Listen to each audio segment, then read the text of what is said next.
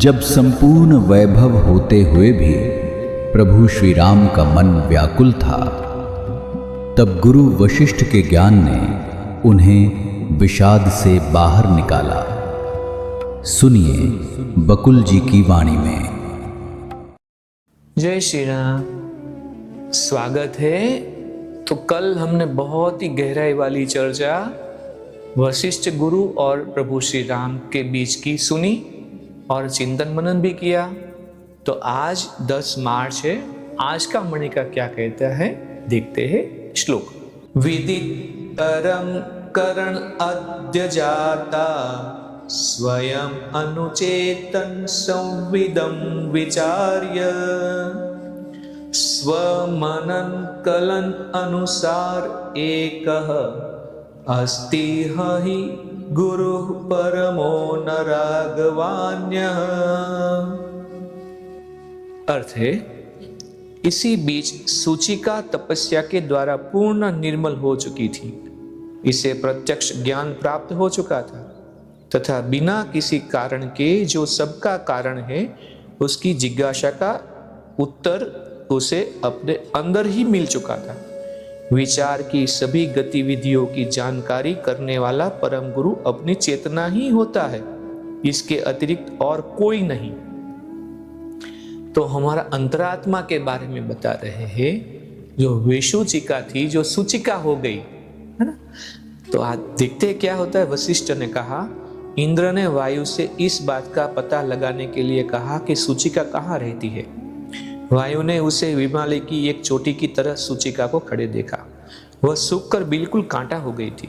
जब वायु ने उसके मुख में प्रवेश किया तो उसने उसे बार बार बाहर फेंका।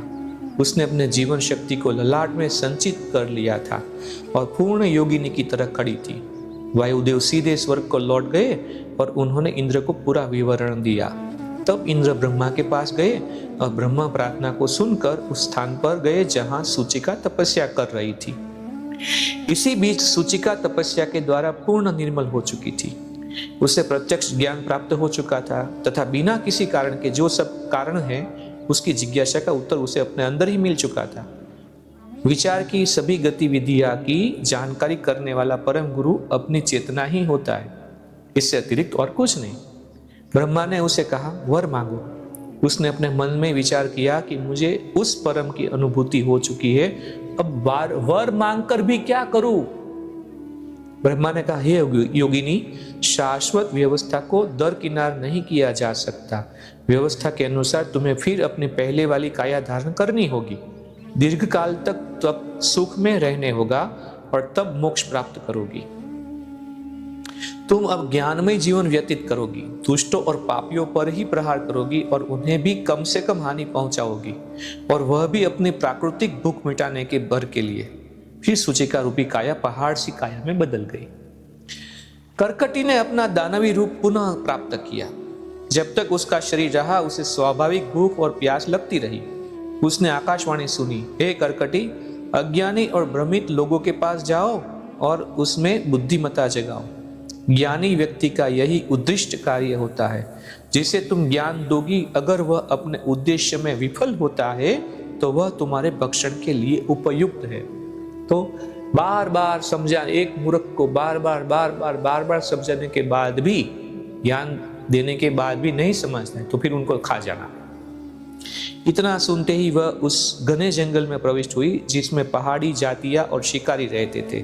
वहां के राजा का नाम विक्रम था।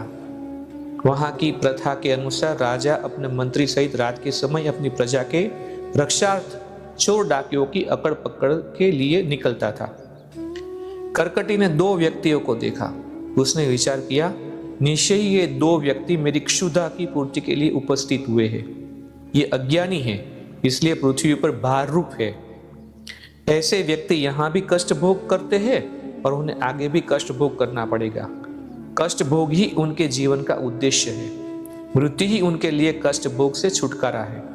संभव है कि मृत्यु के उपरांत इनमें जागृति आए और वे मोक्ष की प्राप्ति का प्रयास करें। जो कुछ भी पूर्ण सुख, कीर्ति और दीर्घ जीवन चाहता है उसे अच्छे लोगों का मान और पूजा करनी चाहिए। उसे वह सब कुछ अर्पित करना चाहिए जो वह चाहते हैं। मुझे उनकी बुद्धि की परीक्षा करनी चाहिए। यदि वे बुद्धिमान हैं तो उन पर प्रहार नहीं करूंगी। बुद्धिमान और भले व्यक्ति मानवता के महान हितैषी होते हैं। तो आज के दिन यहाँ पे इसी मणिके को विराम देते हैं।